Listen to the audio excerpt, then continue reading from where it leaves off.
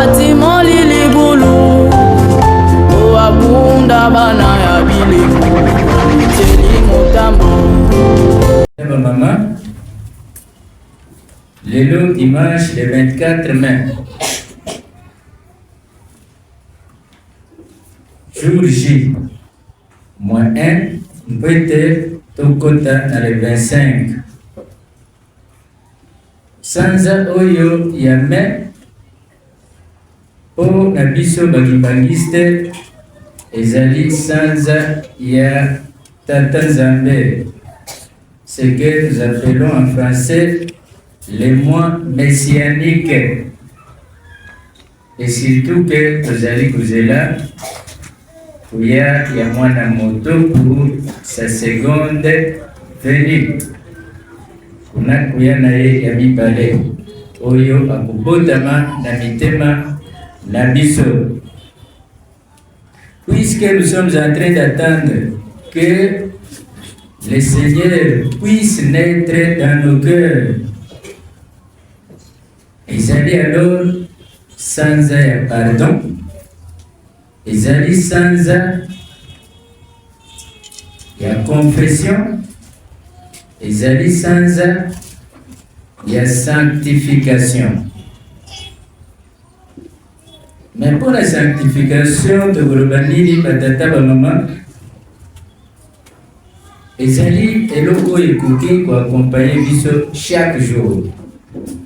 Pour ceux qui tozili kaka événement eya pour que nous puissions nous sanctifier wana tokotikala bandimi ya ba événement.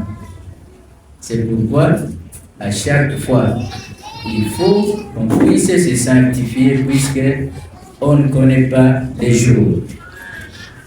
Et ezali pesanza ya esengo patata na bamama. Un jour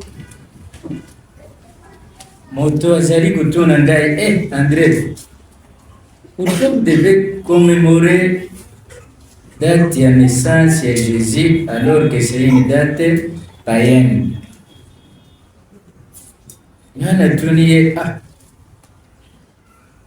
yo Jésus azali nani epai na yo?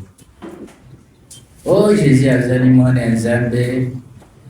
Role nina yaki awa na mukili pwete akoka kubikisa pwete. Alors, si quelqu'un est venu pour te sauver toi, est-ce que ezali esengo te tokoka kukomemore date ya naissance na ye?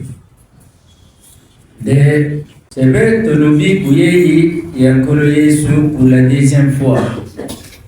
Mais on ne peut pas parler de sa seconde venue si on ne touche pas à sa première venue. De akuya na ye ya mibale ya liboso tozwaki na mukanda ya Matthieu. Matthieu chapitre 2 verset 6. Kuna ezali prophétie, soit promesse oyo elobamaki sur Bethléem. Bethléem ezaki ka ville moko que les gens négligeaient, insignifiante. Zokande na kati ya ville wana ekobotama moto oyo akoki peut-être akoki gouverner sur Israël. De Matthieu ayi reprendre prophétie wana akoloba Bethléem, Bethléem, tu n'es pas la ville la plus insignifiante parmi les gouverneurs de Juda. Pourquoi? Parce que de toi va sortir celui qui va gouverner sur mon peuple Israël. Patata maman, donc fungula parenthèse, banani oyo kayambaki sangu, puisque nkolo Yesu abotamaki bato bazalaki na mboka. Personne donc n'était révélé de la naissance de Jésus. Il fallait attendre baoyi bautaki lisusu na zamba na esobe bato ya pamba bayaki kuyebisa lisusu na mboka ete il est né le sauveur, il est né le berger. Donc on dit, il y a un adage français qui dit l'habit ne fait pas les moines. Yo kukanisa te mpo oza na mituka oza moto monene pendant que en toi justice ezali te na motema na yo eza kaka mabanga.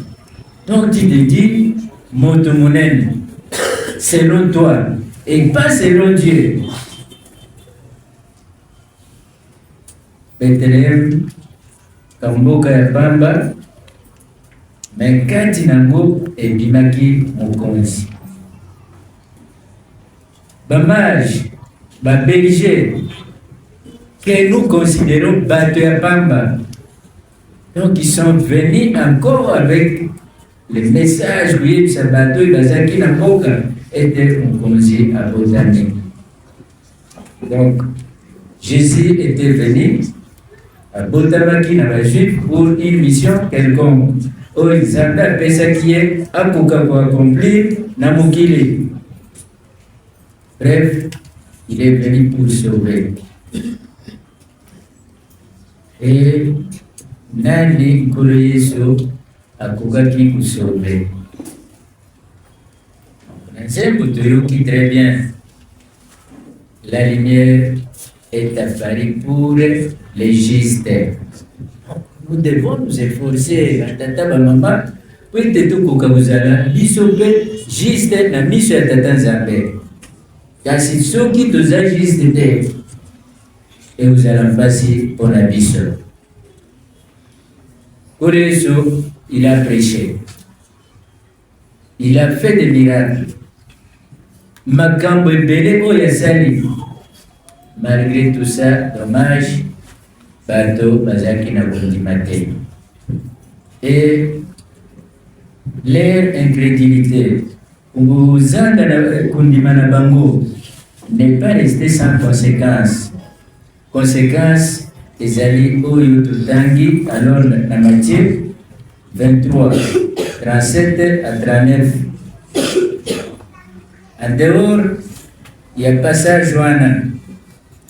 Il y a beaucoup de passages dans la Bible qui attestent qu'il y a nkolo Yesu pour la deuxième fois. Pour le mukili bazela, oh komi na mapata, oh il va venir. Tala yo moto pamba, biso bato pamba, nous sommes déjà révélés et c'est venu pour la seconde fois. Ils allaient s'aimer. Et c'est wana, on ne cesse de le dire, ceux qui kaka vous allez juste. Ceux qui te tangi, avant Matthieu 23, tokomi mtanga nandako na Matthieu 21, 43 bogomona, puna balobi, le royaume des cieux vous sera enlevé et donné à une autre nation. Ceux qui toquent na Jean, Évangile 21, tozui verset 20, toquent na 23. Kuna Jésus a promis à Jean qu'il ne mourrait pas jusqu'à ce que Jésus va revenir. Et c'est le lot, tout ça, sous na Jean. Jean a suscité. Ça signifie que Koukufa et Jean attendaient que Jésus revienne pour la deuxième fois. Donc ça signifie qu'il était venu. Ce qui te tangi dans Éphésiens, chapitre 4, verset 9. Kuna elobi boy. que signifie cette parole? Il est monté au ciel. Sinon, qu'il est aussi descendu dans les régions inférieures, c'est-à-dire la terre. Donc, tango, kolo Yesu asilisaki musala na ye na Bayuda, akufi après 3 jours asekwi. Il a encore fait 40 jours pour préparer les disciples d'Enge Bogotikala, Talaboïna Boye, et après quoi il était enlevé comme ça. Batobaza Kumonaye. Alors on a fait Balobi, qu'est-ce que signifie cette parole? Qu'il est monté au ciel, sinon qu'il est aussi descendu dans les régions inférieures, c'est-à-dire la terre. Ça signifie que Azongaki déjà. Na Hébreu 1, verset 6. Kuna Balobi Boy. Mais quand il introduit de nouveau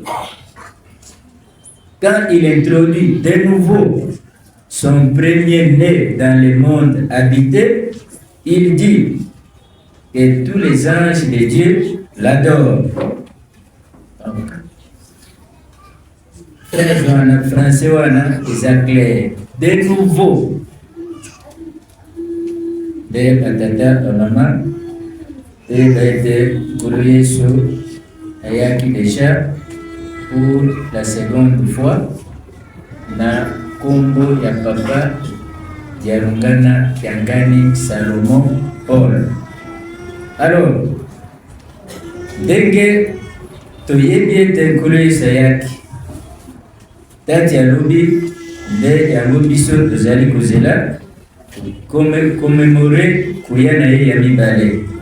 Donc, question batuli biso ezali na disposition nini? Nde tokoti na Hébreu. Na Hébreu chapitre 9 oyo totangi verset 28, kuna apôtre Paul a déterminé attitude ya nkolo Yesu na kuya na ye ya mibale. Alobi il va venir séparé de tout péché. Akozonga séparé de tout péché.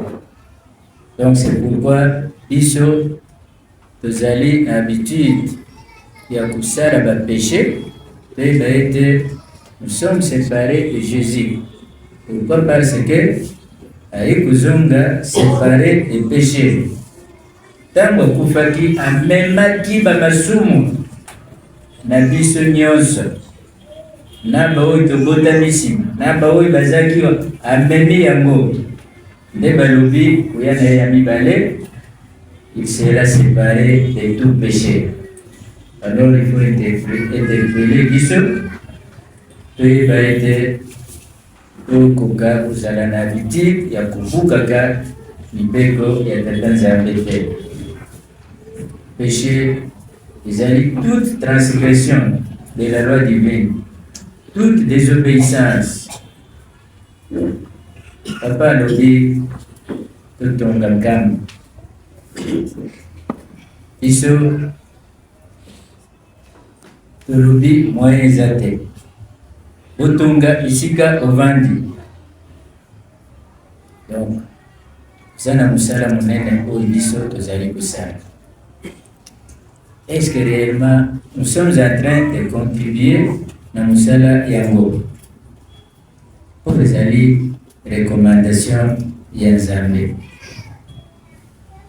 Papa akende, papa Fumambaza alobaki botikala kosilisa misala ya nkambo. Po soki botongi nkamba te, bapasi na bino ekosila te. Donc nous sommes dans les devoirs. Soki tosali yango te ekomi désobéissance. Et toute désobéissance wana vis-à-vis ya Tata Nzambe ekomi péché. Jésus a prêché l'amour. Alobi ya solo okoma moto te, kosala ekobo te, kosala boyi na boyi te. Kasi ngai nkolo Yesu nayebisi bino ete bolingo ezipi masumu nyonso. Atelemeli concept ya bolingo, l'amour. Puisque atako ntango azalaki na bajuif asilisi mosala na ye azongi, il fallait faire part na oyo atindaki ye, c'est-à-dire tata na ye. Alobili nasali mosala, bien sûr, et je suis arrivé à la fin. Kasi tala esika otindi ngai, bato wana bamonani na bolingo te, bamonisi ngai pasi, basali ngai makambo nyonso jusqu'à ce que bayikutia ngai na ekulusu. Kasi tala exception nake komona na Afrique. Tango bana Israel bakotaki buongo na Afrique, bakotaki moke na bambula basalaki, babimaki epele. Tata elakisi ete bato wana baza na bolingo. Na kobotama na ngai nkolo Yesu, roi Herode alingaki aboma ngai, bakimisi ngai wapi? Na Egypte. Ça signifie que bato wana baza na bolingo. Etango nazali kuya na ekurusu, bazo kubeta ngai, kusala ngai n'importe quoi, celui qui m'avait aidé à transporter la croix, c'est un Africain, Simon de Cyrène. Cyrène, c'est une ville en Libye. Pour votre information, la Bible, ceux qui parlent Libye, Éthiopie, donc, tala ndenge makambo eyeli biso. Pourquoi tel pouvoir? Il fallait tel. Pourquoi tozali kososola te que biso, il ne fallait pas que tu vives boy. Et nous voulons toujours imiter makambo tozali komona mondele azali kosala. Papa ya lungano alobaki bino ntango omoni mindele baye boza kokende po, eske boyebi plan nini bazali kuya nango epai na bino? Un noir est resté. Il faut à mon mondele, c'est un blanc qui vient lui dire la vérité, qui vient lui donner des bonnes choses, alors que ces gens viennent pour nous détruire. Nous avons perdu notre être, petit calibori. Donc, talapasi et les bisous na mokili.